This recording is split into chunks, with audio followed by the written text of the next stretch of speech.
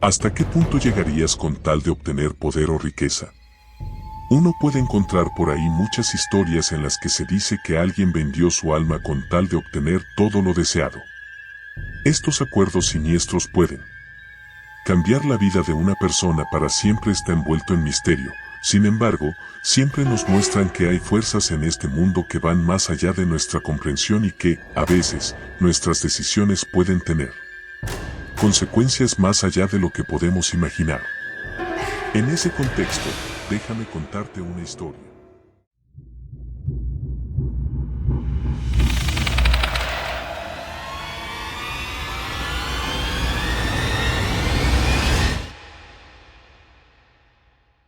Corría la década de 1950, durante ese tiempo explotaron varias huelgas a lo largo del país. Yo te hablaré sobre la huelga de mineros. Ellos exigían mejores condiciones de trabajo y salarios justos. El conflicto se prolongó durante varios meses y, durante ese tiempo, los mineros se enfrentaron a una dura represión por parte de las autoridades y de los dueños de las minas. Eran tiempos difíciles. Después del paro por la huelga, algunos trabajadores se vieron obligados a buscar trabajos temporales en otras áreas o a depender de la ayuda de amigos y familiares. Leonardo era un minero. Él vivía con su esposa y sus 4 hijos. Pequeño tiempo después de haber comenzado la huelga y tras haberse prolongado, la escasez ya era crítica. Por un tiempo, sobrevivieron de la venta de huevos de gallinas que tenían, pero no era suficiente. Y como la mayoría del pueblo vivía de la mina, esta problemática era la misma para todos. Una mañana, harto de esta situación, Leonardo se levantó temprano y, sin decirle a nadie, tomó un morralito como si fuera al campo para recoger la siembra. Tomó camino y avanzó hacia el monte. Caminando por alrededor de 4 horas, llegó a un lugar donde algunos que tenían terrenos decían ver a un hombre ahí andando por las noches. Algunos decían que era el maligno y que estaba esperando ahí a ver quién le ofrecía algo que le interesara a cambio de dinero. Leonardo iba con la intención de hablar con ese hombre. Siguió avanzando hasta que llegó a una colina que estaba apartada de todo. Durante 3 días y 3 noches, estuvo ahí dando voces, tratando de llamar como podía al hombre misterioso, sin comer ni beber agua. Dormía un poco por las mañanas y por las noches se quedaba despierto, tratando de comunicarse con ese hombre. Al final de la tercera noche, comenzó a llover. Fue en ese momento que Leonardo estaba a punto de rendirse y regresarse a su casa con las manos vacías. De pronto, escuchó detrás de él el sonido de las cerraduras de un caballo acercándose en la distancia, pero él no podía ver nada. Giraba y buscaba de dónde venía. El sonido del caballo aproximándose, como ya estaba oscuro, la única luz con la que podía divisar el camino era con la luz reflejada por la luna. Con la lluvia cayendo, era difícil ver algo. Sin embargo, cuando dirigió su mirada hacia un ahuehuete que estaba a unos 20 pasos de él, vio que debajo de la sombra estaba parado un caballo negro que se veía muy grande y recargado. De espaldas al caballo estaba un hombre aún más alto. Leonardo se acercó temeroso, pues, a pesar de haber estado buscando hablar con él, una cosa es buscar algo que sabes que no es de este mundo y otra encontrar eso que estás buscando. ¿Para qué me has estado buscando?, le dijo el hombre recargado en el caballo con una voz solemne, profunda y que imponía respeto. La verdad, lo busco porque ya me cansé de ser pobre, no hay trabajo y ya no sé qué hacer, contestó Leonardo bastante temeroso. Y ese es motivo suficiente que tienes para darme que me pueda interesar, le replicó el hombre misterioso. La verdad, no tengo nada, pero he sabido que usted da dinero a cambio de la vida de las personas y estás dispuesto a dar tu propia vida. Tu vida no me interesa. Te propongo algo más interesante. Antes de que Leonardo pudiera contestarle, prosiguió, yo no te voy a dar el dinero, tú lo debes buscar. Te diré por dónde debes ir. Encontrarás una cueva llena de oro. Tú lo debes extraer. Ya sabes hacerlo. Ese oro solo lo podrás sacar tú.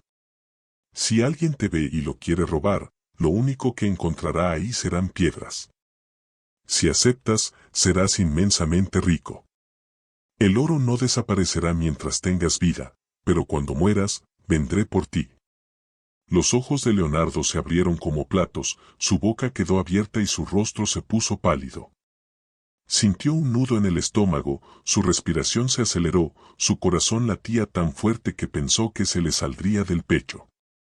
Sus piernas temblaban y su cuerpo se paralizó mientras intentaba asimilar lo que acababa de escuchar.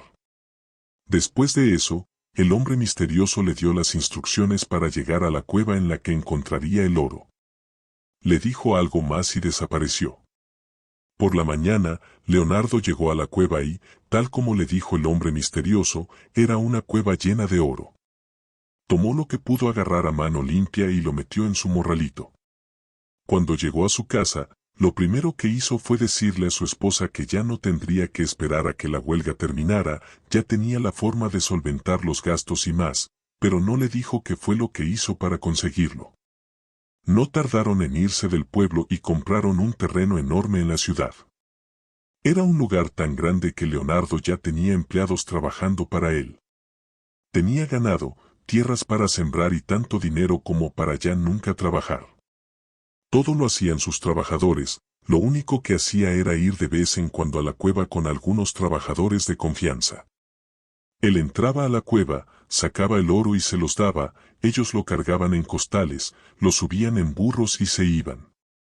Se cuenta que algunos trabajadores iban por la noche a la cueva para robarle oro a Leonardo, pero tal como le dijo el hombre misterioso, no encontraban ni siquiera la cueva.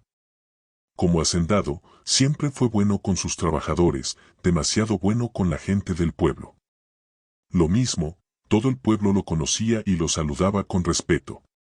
Contribuía económicamente con la ciudad y hacía donativos a la iglesia del pueblo. El que hiciera todo esto tiene un motivo. A sus hijos los mandó a estudiar a la capital, ellos hicieron carrera. Lejos, el negocio que ponía prosperaba y con el tiempo dejó de sacar oro de la cueva. Los años pasaron y como todos, Leonardo envejeció. Una tarde, mientras estaba cabalgando solo en su propiedad, Leonardo escuchó detrás de él unos pasos de caballo que recordó inmediatamente. Al voltear, sus ojos se llenaron de lágrimas y su voz tembló al intentar hablar. A unos 10 metros de él estaba el hombre misterioso montado en su caballo. El sombrero le tapaba la cara. Leonardo sentía como si estuviera viviendo una pesadilla de la que no podía despertar. Veo que has estado dándole uso al oro que te di. Vine a decirte que te quedan pocos días. Prepárate porque voy a venir por ti. Sin esperar respuesta, dio media vuelta y, cabalgando, se fue a paso tranquilo. Mientras tanto, Leonardo se quedó sin aliento, un escalofrío recorrió todo su cuerpo, un grito ahogado escapó de su garganta, sus manos empezaron a sudar y su corazón latía tan fuerte que sentía que se le saldría del pecho. El mundo se desmoronaba a su alrededor, sus manos temblaban sin control y sus ojos se clavaron en el hombre montado a caballo. No quería salir de la cocina. Se escuchaba un silencio inusual. A la medianoche, cuando se acercaba el final del plazo acordado, el pueblo se quedó en completo silencio. Todos estaban expectantes, algunos con miedo y otros con curiosidad.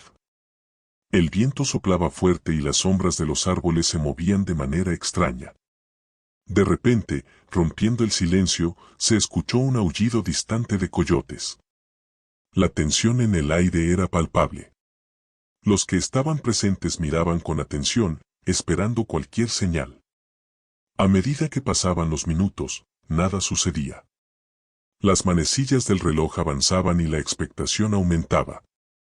Fue entonces cuando, de repente, se escucharon pasos. Al principio, eran apenas audibles, pero se acercaban rápidamente. La gente volteó a ver, y en la penumbra, vieron una figura acercándose al salón donde se llevaba a cabo el velorio. La figura resultó ser un hombre de aspecto mayor, con sombrero y capa, montado en un caballo negro. Los presentes contuvieron la respiración, reconociendo al hombre misterioso que se llevó a Leonardo. El hombre detuvo su caballo frente al salón y, sin decir palabra, miró a la multitud con ojos penetrantes. En ese momento, el hijo mayor de Leonardo, recordando las palabras de su padre, se adelantó. Con voz firme, le dijo al hombre misterioso que él asumiría el poder y la responsabilidad que su padre le había entregado.